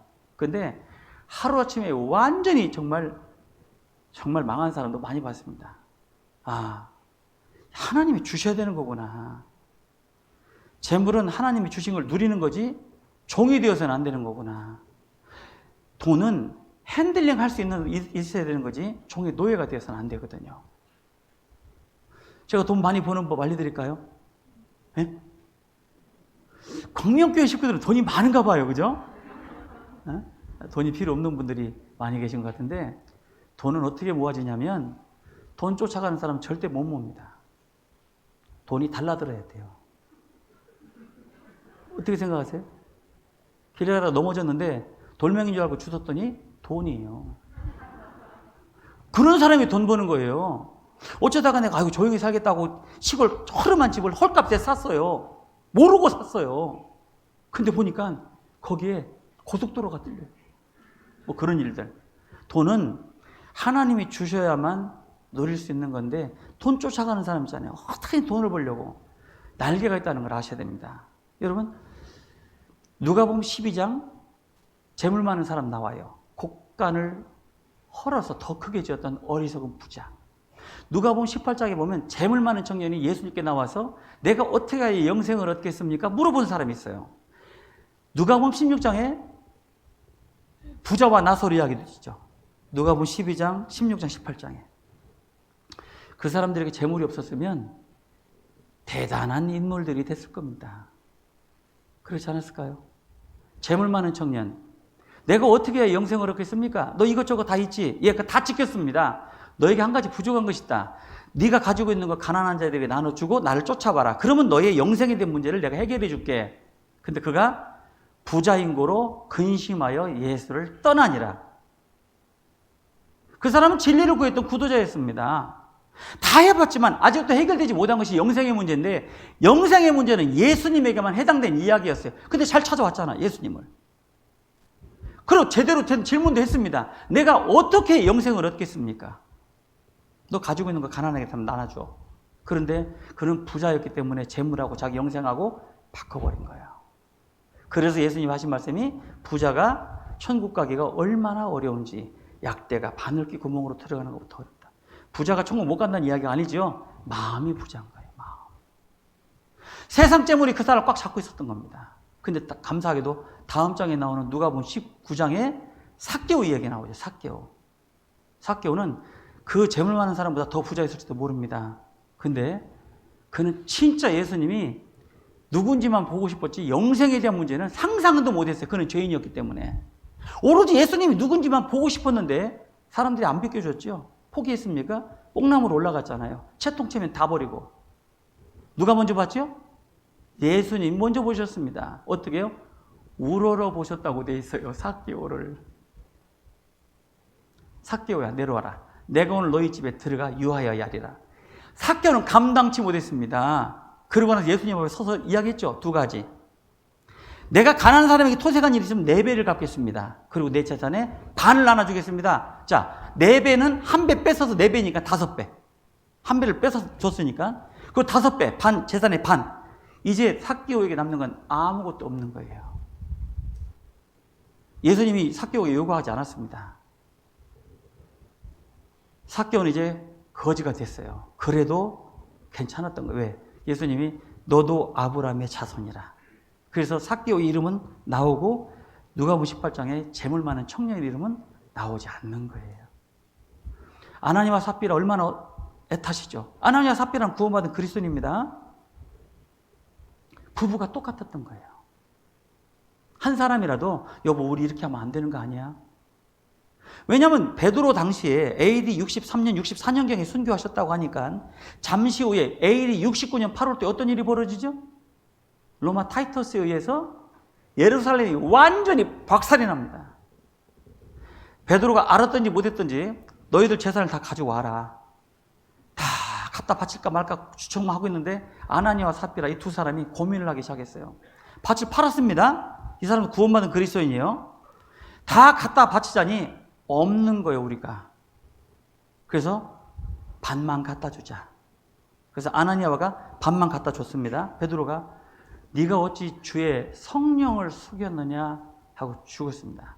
3시간 뒤에 그 아나니아를 땅에 묻고 온 사람들이 딱 들어오자마자 삽비라가 들어왔죠. 너 이거 판 다냐? 예, 답니다. 네가 어찌 주의 영을 속이고 네 남편하고 똑같이 이런 일을 하냐? 남편이 데리고 남편을 데리고 땅에 묻은 사람들이 들어와서 그대로 삽비라를 데리고 묻어버렸습니다. 우리에게 주는 교훈이 뭘까요? 그 사람들이 잠언 23장 이 말씀 몰랐을까요? 재물에 날개가 있다는 것을 잊어버린 거예요. 잠시 후에 이 세상이 불타 없어질 걸 알았기 때문에 가져오라고 한 건데 그걸 남겨두면 예루살렘에서 완전히 핍박했을 때 도망가겠어요? 롯의 아내처럼 뒤돌아보지 않겠습니까? 그걸 생각해서 베드로가 다 가져오라 했는데 반은 갖다 주고 반은 숨겨놓은 거예요. 재물에 대한 후회 진짜 많을 겁니다. 왜? 하나님이 남보다 나에게 더 많이 주셨다면 그걸 가지고 더 많은 일을 하라고 주신 건데 그거를 내 안위를 위해서 내 어떤 만족을 위해서 그것들을 사용한다면 참 하나님 앞에 진짜 후회할 것 같아요. 여러분 청교도 혁명을 진젠돌프라고 하는 독일의 백작입니다. 진젠돌프라고 대단한 사람이에요. 이분이 구원을 받았는데 그 엄청난 재산으로 오로지 그의 유일한 낙은 가족들의 행복이었어요. 그 엄청난 재산을 가지고. 그런데 어느 날 뮤지엄에 가게 되죠. 그때 정말 이 화면 이 뒤 배경만큼 큰 성화를 보게 되죠. 그 성화의 제목이 뭐죠? Look at this. Look at this. 이것을 보라고. 거기에 예수님의 십자가가 매달리는 모습을 보게 됩니다. 그리고 맨 밑바닥에 자막으로 써져 있던 내용이 뭐예요? What are you doing for me? What are you doing for me? 내가 너를 위해서 이렇게 죽었는데 넌 날 위해서 무엇을 하냐라는 문구를 보고 진젠돌프가 무릎을 꿇고 회개했습니다. 그리고 자기의 모든 재산을 청교도 혁명 일으키는 데다 다 투자해버린 거예요. 엄청난 복음의 역사가 일어났죠. 여러분, 내가 다른 사람보다 똑똑하고 더 많이 가졌고 더 많이 누릴 것, 물론 장점입니다. 그걸 하나님께로 제대로 사용이 될 때 그것에 훨씬 더 가치가 있다는 것 잊지 마셔야 될 것 같습니다. 코로나가 우리에게 주는 교훈 많아요. 어저께까지 그렇게 건강했던 사람 병원에 들어가서 못 나왔어요. 뉴저지에도 그런 분이 계셨습니다. 코로나 때문이 아니에요. 복수가 차서 병원에 입원했는데 들어가 보니까 복수가 찬 것뿐만 아니라 코로나 중독돼가지고 감염이 돼서 2달 만에 퇴원하신 분이 계세요. 우리 다 돌아가신 줄 알았어요. 이렇게 내일을 장담하기 어렵고 누가 재채기만 하면 전부 다 이러죠. 네? 안 그래요? 재채기 할 수 있잖아요. 누가 재채기 딱 하면요 전부 다 이렇게 보고요. 거기서 막 바이러스가 막 날라서 내 몸으로 막 들어오는 것 같죠. 그렇지 않았습니까? 지금은 괜찮죠. 좀 많이 좀 둔감해졌으니까. 코로나 한창일 때요. 진짜 그랬습니다. 뭐 만지면 가서 막 바로 닦아야 돼요. 이것이 막 바이러스가 이렇게 타서 막 이렇게 들어올 것 같고. 그렇지 않았어요? 산책을 가면 저쪽에서 오던 분이 먼저부터 이렇게 비껴나가요. 이야, 이 코로나가 역대 어떤 영웅도 하지 못한 일을 전 세계를 다 스탑시켜버린 거예요. 그런데 제가 알기로도 최소한 저희 교회에서는 코로나 때문에 돌아가신 분 없어요. 잘 생각해 보세요. 하나님의 극한 연병, 그 모든 것을 지켜주고 계신다. 그런데도 불구하고 우리가 전도하는 데 있어서 또 재물에 관련된 부분에 있어서 너무 마음을 빼앗기고 또 그렇게 살아간다는 것조차 하나님 앞에 진짜 후회되겠다. 그런 생각에 정말 여러분들에게 드리고 싶은 마지막 이 후회에 대한 부분은 아마 전도일 겁니다. 전도. 내가 그때 조금만 도와주면 됐는데 무엇 때문에 하지 못했을까? 나에게 손해가 끼칠까 봐? 아니면 어떤 대우를 받을까 봐? 내가 조금만 도와줬으면 그 사람 구원받을 수 있는데 전도하지 못한 거에 대한 후회는 진짜 많을 거예요. 그러지 않을까요? 전도하지 못한 후회.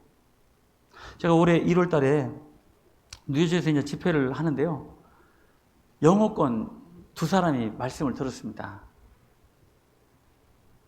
근데 한국말로 하고 영어도 막 섞어서 하는데 너무 힘들더라고요. 근데 어쨌건 이분이 구원을 받았는데 구원 받자마자 가족 이야기를 잘 안 하시더라고요. 그래서 제가 물어봤더니 어머니하고는 헤어졌고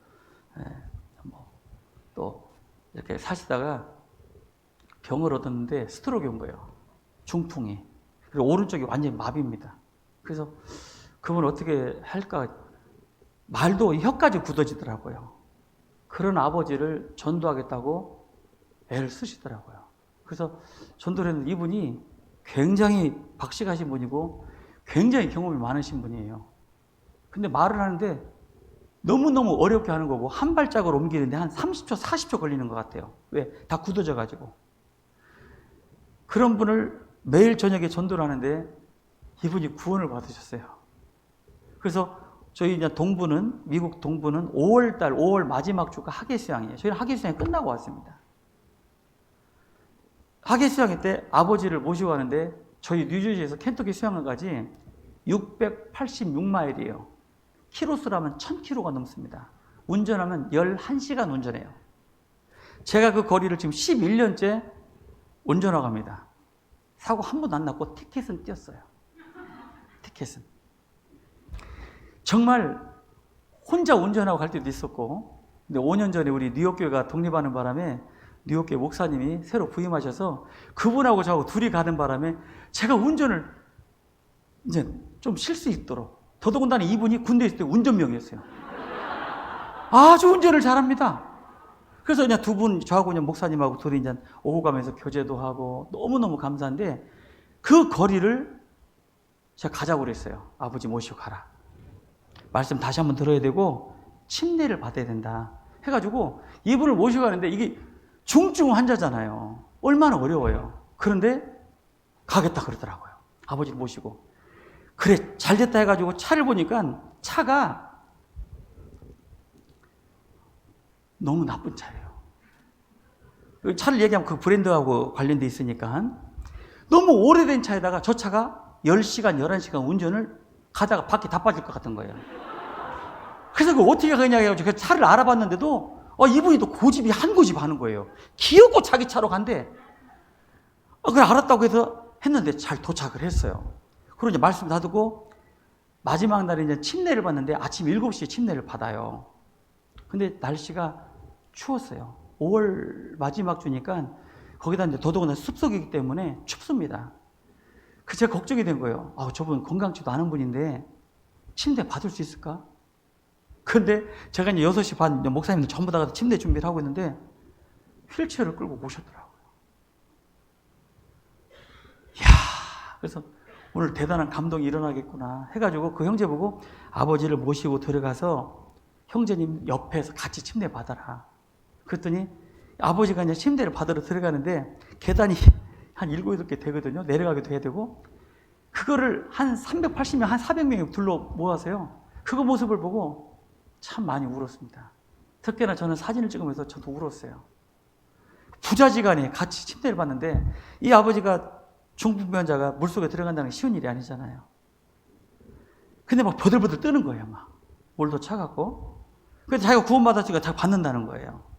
그러더니 아버지가 물속에 들어가는데 막 목사님들이 엄청나게 막 거기 막 그 가이드 하시는 그냥 도우미들도 막 해가지고 아버지가 침례 받고 나오는데 눈물이 뭐 얼마나 쏟아지는지 그 옆에서 아들이 침례 받았습니다. 제가 그분 전도하면서 나는 조금 힘든 부분도 있었는데요. 그 모든 것이 다 사라지더라고요. 내가 정말 목사 일을 참 잘했다. 이런 감동은 다른 사람 못 느끼는 거 아닌가.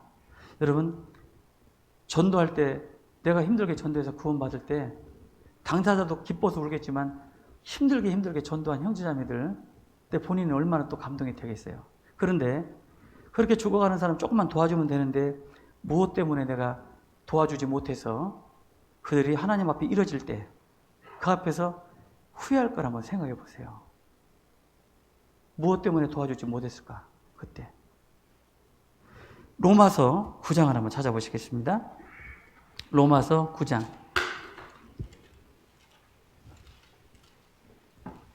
로마서 9장 1절.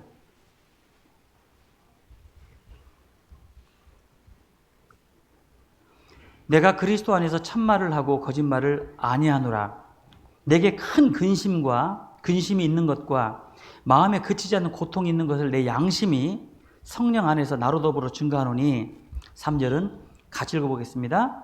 나의 형제 곧 권력의 친척을 위하여 내 자신이 저주를 받아 그리스도에게서 끊어질지라도 원하는 바로라.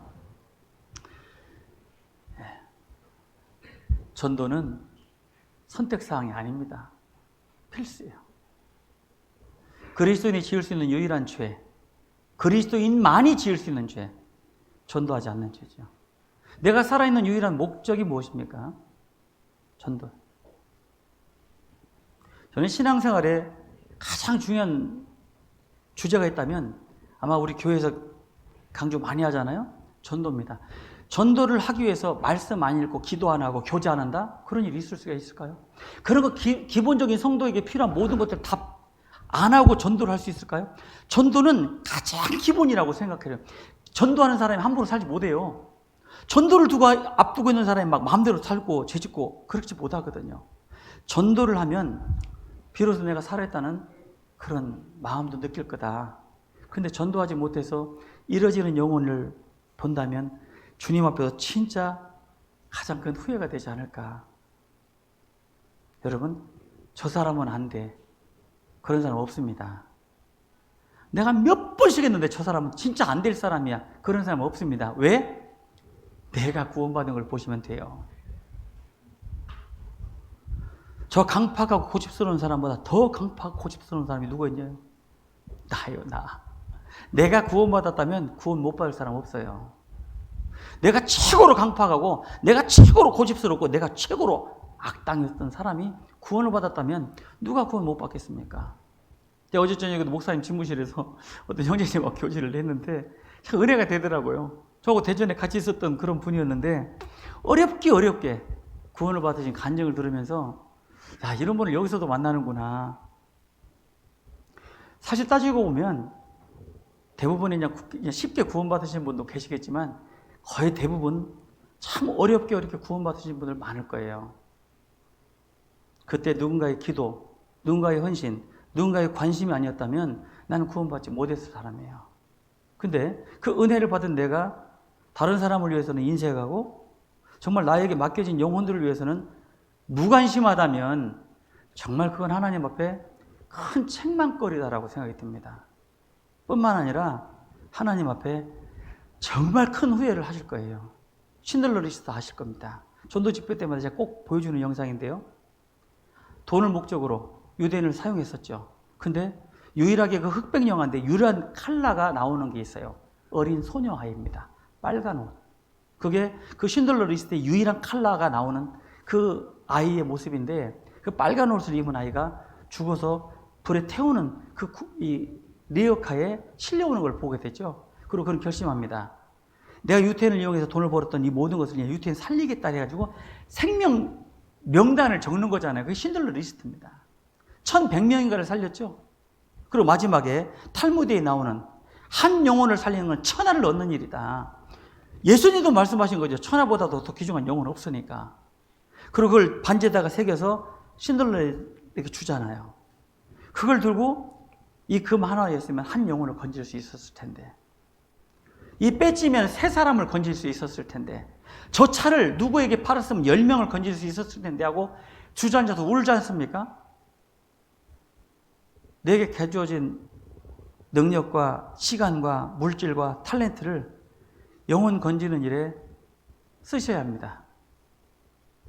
나를 위해 산 것은 지금까지 되셨어요. 이제까지 나를 위해 사신 건 됐어요. 이제 앞으로 남은 것은 주님이 그토록 원하시는 한 영혼을 천하보다도 귀중히 여기는 그 영혼을 건지라고 나에게 원한 시간도 주셨고 물질도 주셨고 말도 주셨고 내 모든 걸 주셨는데 그걸 어디다가 쓰고 계시냐 그 말입니다.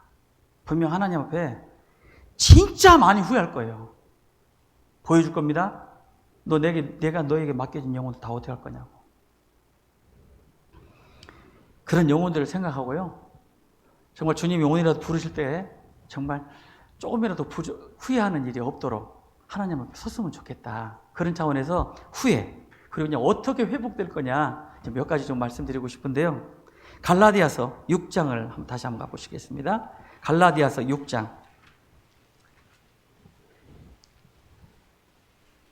갈라디아서 6장 1절입니다.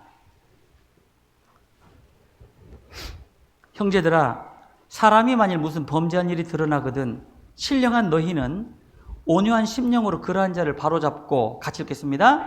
내 자신을 돌아보아 너도 시험을 받을까 두려워하라. 네 자신을 돌아보라. 학개서 1장 5절에도 자기 소유를 살펴볼지니라. 우리가 말씀을 통해 내 자신을 돌아보는 겁니다. 성경을 통해서 읽으면서도 돌아보고 또 교제 가운데 형제자매의 모습 속에 비치는 주님의 모습을 보고 내 자신을 돌아보는 거죠. 자기 자신을 돌아보셔야 돼요. 내가 그럴듯한 사람인지 아니면 지금도 전적인 하나님의 도움이 필요한 지체인지 돌아보면 알아요. 돌아보면 알아요. 우리 형제님들도 매일 아침 면도를 하시면서 거울을 보실 겁니다. 우리 자매님들도 화장한다고 예쁘게 아주 예쁘게 하시고 오셨어요. 지금 그 거울을 보시기 전에 내가 하나님 앞에 어떤 사람인가를 한번 비춰보는 것이 필요합니다. 내 자신을 돌아보라. 백담비라고 혹시 아세요? 담비. 담비라고 쪽제비과의 동물인데요. 이 동물이 하루 종일 하는 일은요, 사냥한 이후에 털 고르는 일이래요. 털. 계속 털만 달아요. 그래서 한때는 이 백담비의 털이 굉장히 비싼 가격으로 고가로 황제나 황후 같은 왕비 같은 사람이 이렇게 자랑으로 둘렀던 아주 고가의 상품으로 많이 죽었답니다. 근데 이 담비가 얼마나 빠른지 쪽제비과잖아요. 땅속에 막 땅굴을 파고 들어가는데 근데 이 담비를 잡는 사냥법이 있어요. 네. 물론 제가 이렇게 말씀드린다고 또 잘 기억했다가 잡으러 가시고 여기 아마 그런 동물 못 보실 겁니다. 이 담비를 잡는 요령이 있어요. 거기서 제가 신앙을 배웠는데 담비가 워낙 백담비는 얼마나 그 털이 뽀얀 거예요. 그게 뭐 묻을까봐 조심하는 동물이 이 담비입니다. 그래가지고 담비굴을 발견하면 담비 그 굴 입구에다가 먹칠을 해놓은대요. 먹칠을 시커멓게. 그럼 담비가 외출 나갔을 때 잡으러 쫓아간대요. 그 얼마나 빠른지 못 잡는 거예요. 근데 자기 집으로 막 들어가다가 먹칠을 딱 해놓으면요 안 들어간대요. 거기서 끽 하고 서는 거예요. 그리고 거기 서 있는 거를 딱 잡으면 된대요. 멍청하죠? 네? 담비 멍청하죠? 왜 하나님이 그 담비에게 그런 속성을 넣어주셨을까?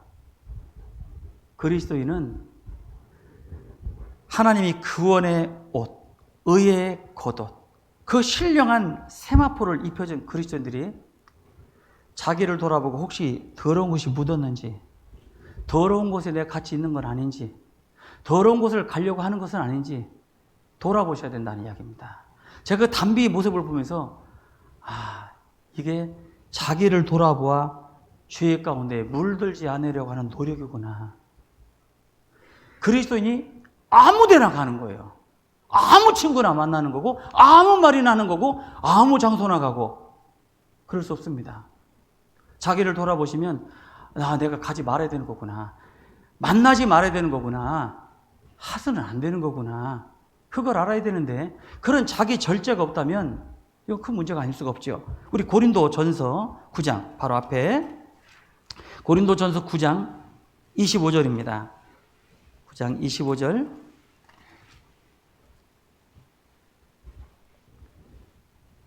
그러므로 내가 다름질하기를 향방 없는 것 같이 아니하고 싸우기를 허공을 치는 것 같이 25절입니다. 죄송합니다. 26절 읽었네요. 25절 이기기를 다투는 자마다 모든 일에 절제하나니 저희는 썩을 면류관을 얻고자 하되 우리는 썩지 아니할 것을 얻고자 하느라. 그러므로 내가 다름질하기를 향방 없는 것 같이 아니하고 싸우기를 허공을 치는 것 같이 아니하여 내가 내 몸을 쳐서 복종하게 함은 내가 남에게 전파한 후에 자기가 도리어 버림이 될까 두려움이라. 여기 보면 내가 내 몸을 친다라는 것이요. 다른 시원 성경 번역본에 보면 시퍼렇게 멍이 들도록 때리다라는 뜻입니다. 자기 몸을. 자야라는 이야기가 있어요? 아니요. 내가 하고 싶은 욕망이 올라올 때 내가 내 몸을 치는 겁니다. 그러면 안 돼. 그러면 안 돼. 그런 어떤 자기 철저한 통제력이 없으면 마음대로 그냥 구원받은 사람이 이제 어떠한 죄를 져도 천국은 가니까 무슨 죄를 져도 괜찮지요. 근데 무슨 죄를 질 수 있느냐고요. 내 손으로 지은 죄 때문에 예수님의 손이 못이 박혔습니다. 망치 소리 들어보셨습니까? 그 망치 소리를 잃어버리시면 안 돼요. 지금도 소리 들리는 거예요. 우리가 전도 집회 왜 듣습니까? 난 구원 받았는데. 아니요. 구원받은 사람도 전도 집회 들어야 되는 거예요. 내 신앙의 터닝 포인트. 내가 잘못 살았던 걸 뉘우치고 돌이키는 터닝 포인트. 십자가 밑이에요. 구원받은 사람이 서로 교제 가운데 십자가로 해결되지 않을 일이 있느냐고요. 누구하고 갈등이 심한 갈등 속에 해결이 안 돼요. 십자가 밑에 가면 다 해결이 되는 거예요. 안 그렇습니까? 혹시라도 형제자매에 대해서 용납하지 못하는 마음, 아직 내 마음 가운데 해결되지 않은 마음, 어떤 형제나 자매의 갈등을 겪고 있는 마음, 십자가 밑에 가면 다 풀어지는 거예요. 그렇지 않습니까? 하나님은 완전히 거룩하신 분이고 우리는 완전한 죄인. 어떻게 화목이 이루어졌죠? 예수님의 십자가예요. 형제자매 간에도 마찬가지입니다. 그런 가운데 자기를 절제하고 자기를 돌아보는 가운데 내가 이렇게 이런 것들이 부족하구나. 내가 부족한 거라면 다른 사람 전부 다 나보다 뛰어난 사람들이에요. 다른 사람보다 나을 것이 하나도 없다고요. 왜요? 바울 사도가 만삭 중에 되지 못한 자보다 더 작은 나, 모든 성도 중에 지극히 작은 자보다 더 작은 나, 마지막 디모데전서 1장 15절에는 모든 죄인 중에 내가 괴수라.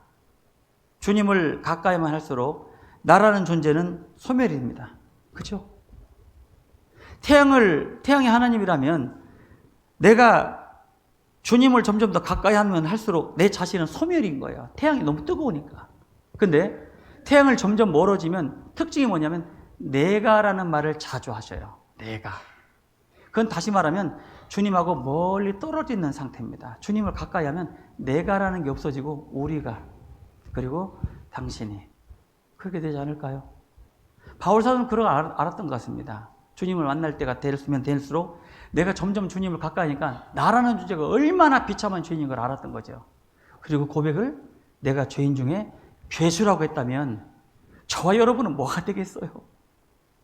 그런 가운데 누가 누구를 판단하고 누가 누구를 정죄하고 누가 누구를 업신여기거나 가볍게 여길 수 있을까? 없습니다. 내가 가장 나쁜 사람이에요. 내 자신을 돌아보고 하나님 앞에 회복되기를 바라는 마음. 그리고 이제 시간이 별로 없습니다. 두 번째, 세월을 아끼셔야 돼요. 로마서 13장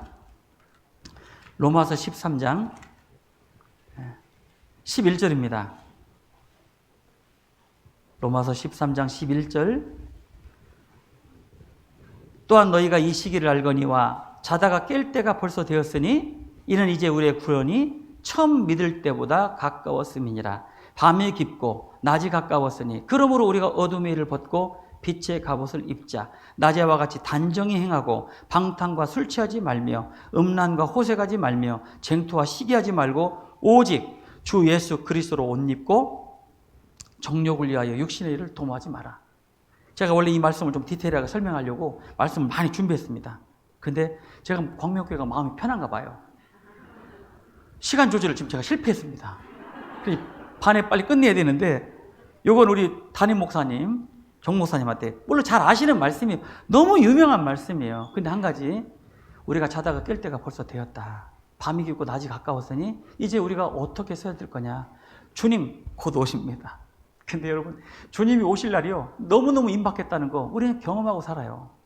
성경 66권이 다 이루어진 때를 살고 있습니다. 2000년 전에 예수님의 제자들이